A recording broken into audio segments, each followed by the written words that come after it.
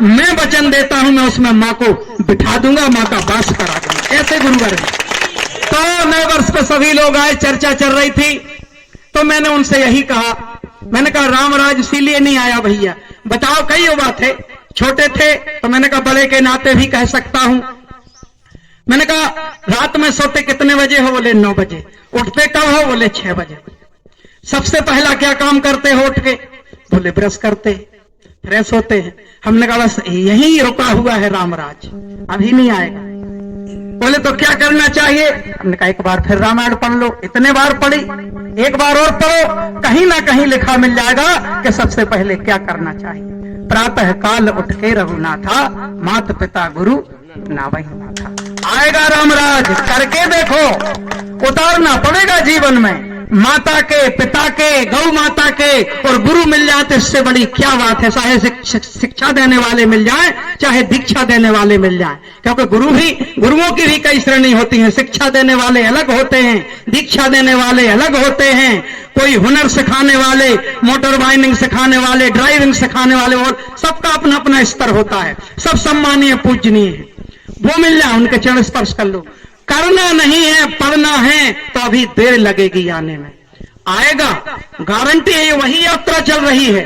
गीत लिखा किसी ने, कलयुग बैठा मार कुंडली, जाऊं तो मैं कहां जाऊं।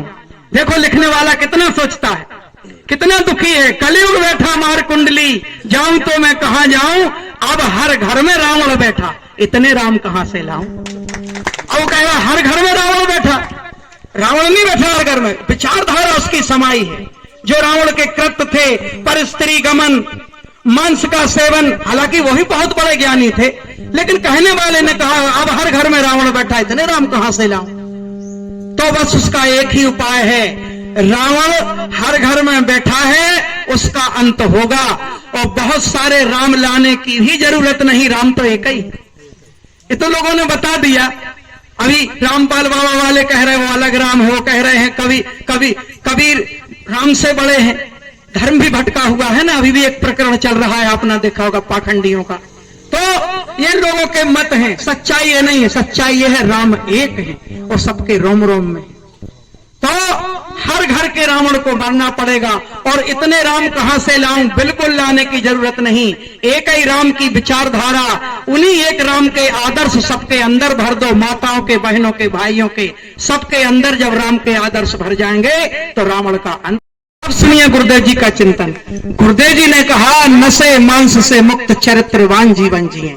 3 चीजें मांगी हैं। प्रथम सीढ़ी, तब आपको दीक्षा मिलेगी। नशा करने से, मांस खाने से, चरित्रहीनता भटकने से कोई भी साधना कभी फलीभूत नहीं होती। प्रथम चिंतन गुरुवर का, नशे मांस से मुक्त चरित्रवान जीवन। दूसरा चिंतन, मां की साधना। मां की साधना क्यों?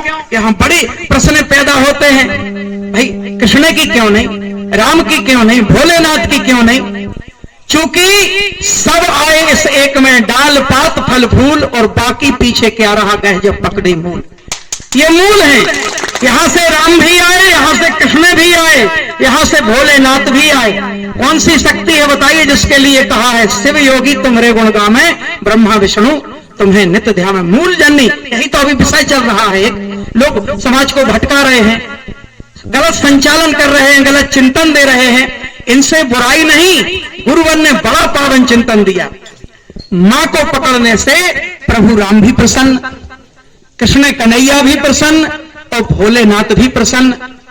घर की लाइट खराब हो गई, दिन भर टेस्टर लगा लगा के देखा, कहीं फॉल्ट नहीं मिला, लाइट नहीं जल रही, ना न्यूट्रल आ रहा है ना फेस आ रहा है। अब मिस्त्री को बुलाया, मिस्त्री आया, वो खंबे पे चढ़ा। भाई जब घर में फॉल्ट नहीं मिला तो खंबे पे चढ़ के देखा पोल पे कि यहां मिस्टेक होगी। मिस्त्री ने देखा लाइट तो यहां भी नहीं आ रही, क्या किया जाए? बोले ट्रांसफार्मर के पास चलो। ट्रांसफार्मर के पास गए, वहां देखा आयल मायल निकला हुआ है, दियो गिरे हुए हैं, लाइट आएगी कहां से? अब क्या उपाय है? तो अब विद्वान होगा वो यही कहेगा मात्र एक उपाय है, ना घर में टेस्टर लगाओ, ना खम्भे पे चलो, ना ट्रांसफार्मर के पास चलो। अब अगर लाइट सुधारना चाहते हो, जलाना चाहते हो, तो पावर हाउस चलना पड़ेगा, वहीं से बात बनी। बड़ी कठिन परिस्थिति है इस कली काल में।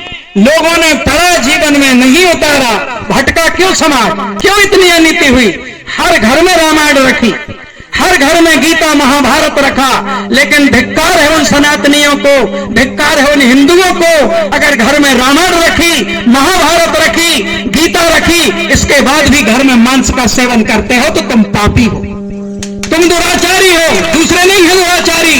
घर में रामायण रखी और अपने माँ बाप को रुलाते हो तो धिक्कार है तुम।